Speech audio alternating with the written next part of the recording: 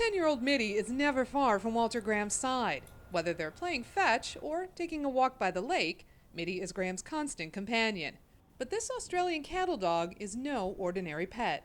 He knew before I knew what was going on with me. Middy was 6 months old when Graham adopted him from a rescue group. Then about 4 years later, Middy's behavior suddenly changed. I'd come home from work and Middy would just constantly bark at me. Sit in front of me, bark, bark, bark, bark, bark, nonstop. Had no idea what was going on other than I knew that I was sick and something was wrong. Soon after, Graham was diagnosed with type 2 diabetes. Once he got his levels under control, he says Middy stopped barking at him.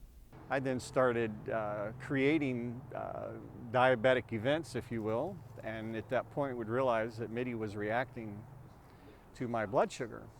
Graham's doctor put Middy through some tests and confirmed his remarkable abilities. Middy was apparently picking up changes by smelling Graham's breath. Graham then thought maybe his pet could become a service dog, which would give him more freedom without having to constantly worry about his diabetes. Although Middy already knew how to detect a drop in blood sugar levels, he had a lot to learn about being a service dog. That's where New Horizons service dogs stepped in. Middy had good skills, but he needed to learn some basic obedience. He needed to learn how to behave in public and to be socialized around the unusual things. Janet Severt has been training service dogs for more than 15 years and says she's never trained a dog quite like Middy. Most of our dogs are started from a very young age.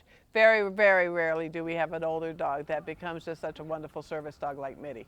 As for Graham, he says he adopted Middy all those years ago because he just wanted to rescue a cattle dog.